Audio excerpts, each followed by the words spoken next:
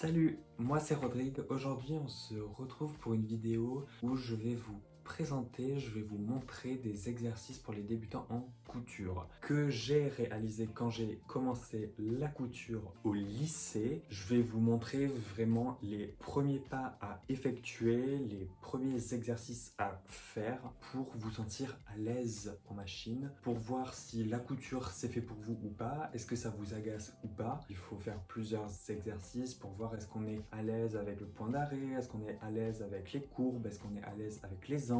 On va faire ça maintenant. Devant moi, j'ai un tissu blanc. Il est plutôt épais. C'est un tissu qui est assez facile à coudre. On prend un feutre, une règle. Vous allez venir tracer des lignes parallèles d'environ 20 cm. Vous laissez à peu près 1 cm entre chaque ligne. Et en fait, ce premier exercice, il va vous demander de suivre des lignes.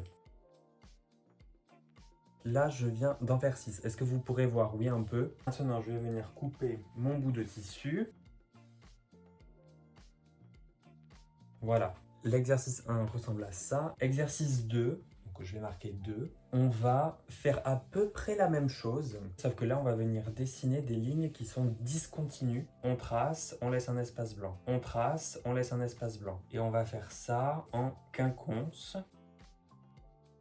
C'est un exercice pour voir si vous pouvez suivre une ligne et en même temps essayer de continuer une ligne sans forcément avoir un tracé. Voilà, si ça vous aide, vous faites une ligne qui est continue. Voilà, ok, on coupe, on coupe. L'exercice 2 ressemble à ça. Pour l'exercice 3, si vous avez un perroquet, vous allez venir faire des courbes comme ceci. Suivre des courbes, c'est plus difficile que suivre des lignes qui sont droites. Si vous n'avez vraiment pas de perroquet, vous pouvez prendre une boîte ronde. Est-ce que c'est pour les gâteaux? Est-ce que c'est pour machin? On s'en fiche totalement. Et vous allez venir faire des arcs de cercle que vous allez devoir suivre.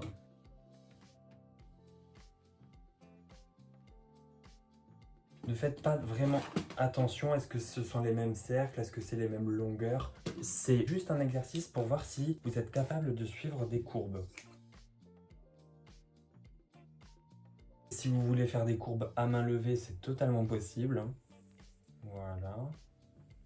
On fait une courbe un peu plus petite. C'est possible aussi.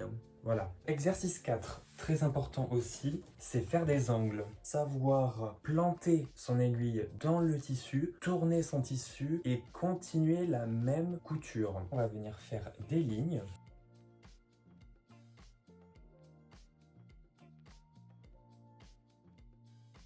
Et donc ça, c'est l'exercice 4, c'est l'exercice final. Maintenant que vous avez dessiné vos petits exercices, vous pouvez vous mettre en machine. Ce qui serait le mieux, ce serait d'utiliser un fil d'une couleur différente. Donc moi, ici, j'ai utilisé du blanc, du vert. Je vais le coudre en noir. Là, j'ai enfilé ma machine en noir. J'ai mon exercice 1. On va commencer tranquillement. Il ne faut pas se presser. Si vous avez une vitesse sur votre machine, vous la mettez au minimum. Si vous n'avez pas de vitesse sur votre machine, vous appuyez légèrement sur votre pédale. Et là, on va suivre tranquillement en guidant notre tissu. Il faut suivre du regard notre aiguille et guider notre tissu en fonction de là où on veut qu'il aille. On suit notre ligne petit à petit. Voilà. Sans les mains, hop là, je plaisante. Évidemment, vous devez garder vos mains sur votre travail, mais pas trop près de votre aiguille.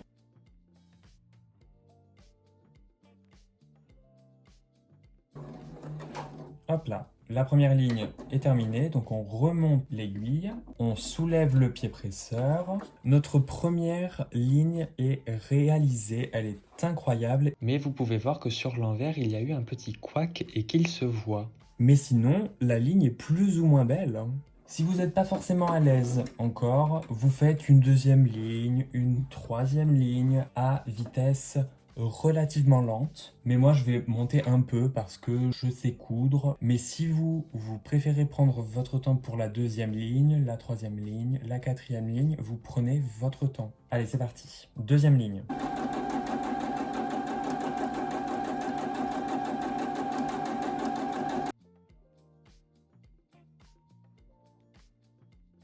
La deuxième ligne est terminée. On coupe les fils pour libérer notre tissu. Et là, on voit que La droite sur le devant, elle est vraiment belle et sur le dos aussi. est-ce qu'on monte la vitesse ou pas? Ça, c'est à vous de décider. Ici, on va remonter la vitesse et on va coudre à fond. Voilà. Au fur et à mesure du temps, vous allez être de plus en plus à l'aise avec votre machine et donc vous pourrez coudre plus rapidement. Ici, c'est la ligne que je viens de faire à vitesse élevée. Bon, moi là, je me sens à l'aise. Je peux passer à l'exercice 2. Je vais me remettre à la vitesse minimale. Exercice 2, ce sont les lignes discontinues. Comme pour l'exercice 1, sauf que parfois, on n'a plus la ligne pour se repérer. On va devoir anticiper et regarder où se trouve la future ligne verte.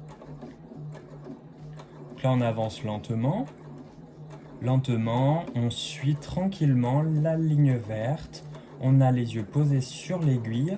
Mais là, on arrive au moment où, il n'y a plus de ligne. Donc la ligne, elle est discontinue. Notre regard doit se poser à la fois sur l'aiguille et sur le début de notre prochaine ligne. Tranquillement, encore une fois. Donc là, on n'est pas sur une ligne. Voilà, on regarde la ligne et hop, ça touche la ligne verte. Donc on suit notre ligne verte. Comme sur l'exercice 1, tranquillement, tranquillement. Là, on arrive à nouveau sur un moment où la ligne, elle est discontinue. Donc, on va devoir faire quoi? On va devoir anticiper et se dire, il faut que je regarde la prochaine ligne verte pour faire en sorte que ma ligne soit la plus droite possible. On est à nouveau sur la ligne verte, tout va bien. Je pense qu'on aura une ligne assez droite, donc normalement l'exercice il est réussi. Hop, on va jusqu'au bout de la ligne verte. Ok. Alors, comme prévu, l'endroit et l'envers sont magnifiques. Alors, ma deuxième ligne, je vais la faire un peu plus rapidement. Donc, j'augmente la vitesse de ma machine ou j'appuie un peu plus sur la pédale. Je suis la ligne verte. Donc là, je fixe uniquement mon aiguille. Mince. Alors, je l'ai fait exprès, mais vous pouvez voir que, vu que j'ai pas fait attention à ma prochaine ligne, j'ai dévié. Il faut faire attention quand votre aiguille, elle est plantée, elle est là, et en même temps à votre future ligne. Sinon, vous allez dévier. On va faire une troisième ligne. Donc là où il y a une ligne vraiment discontinue, on est encore à vitesse moyenne. Alors là, on va regarder à la fois notre aiguille et notre future ligne. Et essayer de faire la ligne la plus droite possible. Alors évidemment avec mon expérience, même s'il y a 8 cm entre les deux lignes, la ligne elle est quand même assez droite. L'exercice 3, ce sont les courbes. On plante l'aiguille et là tranquillement, on a dit, tranquillement on va suivre la courbe.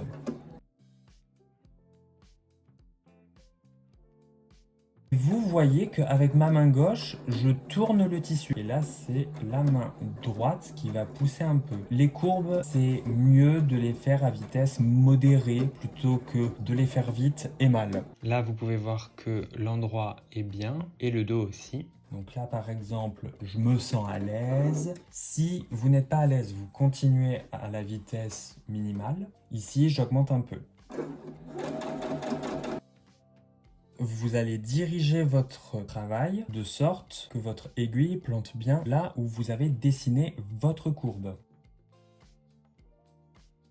Alors, je ne sais pas si vous avez vu, mais il y a des moments où il faut pousser un peu plus, tirer un peu plus. C'est vraiment en fonction de la courbe. Deuxième petite courbe, elle est assez jolie, on peut se le dire. On va faire celle-ci. Si vous allez en vitesse rapide et que vous allez trop vite, vous n'allez pas forcément savoir suivre. Je vous montre.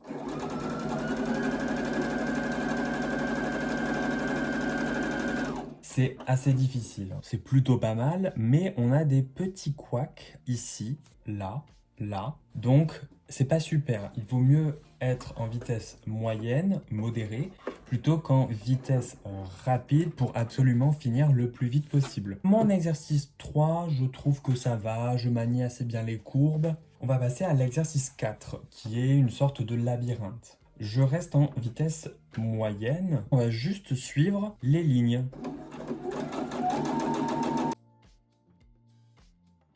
Il y a un angle. Ce qu'on va faire, c'est on laisse l'aiguille plantée dans le tissu, on soulève le pied de biche, le pied presseur, et on va tourner le tissu. Ma ligne à suivre, elle est là. On repose le pied de biche et on continue sa couture tout tranquillement.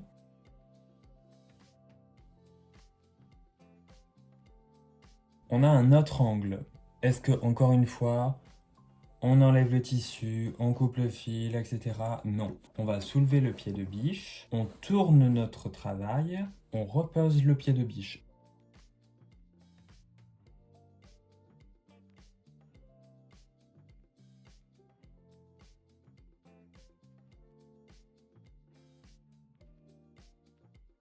Encore un angle. On soulève, on tourne et on repose.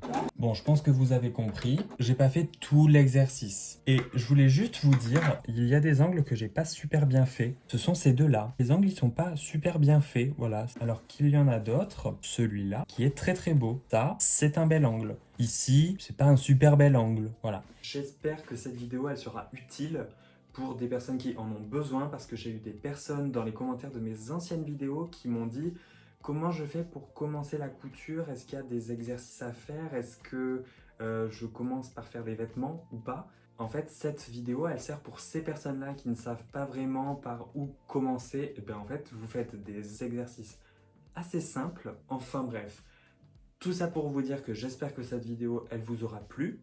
Je voulais juste, pour finir cette vidéo, vraiment rapidement, vous dire merci. Merci d'aimer mes vidéos, merci de les commenter avec autant de bienveillance et de positivité. Ça me fait vraiment chaud au cœur. Donc merci, voilà, je ne m'attarde pas et je vous dis ciao!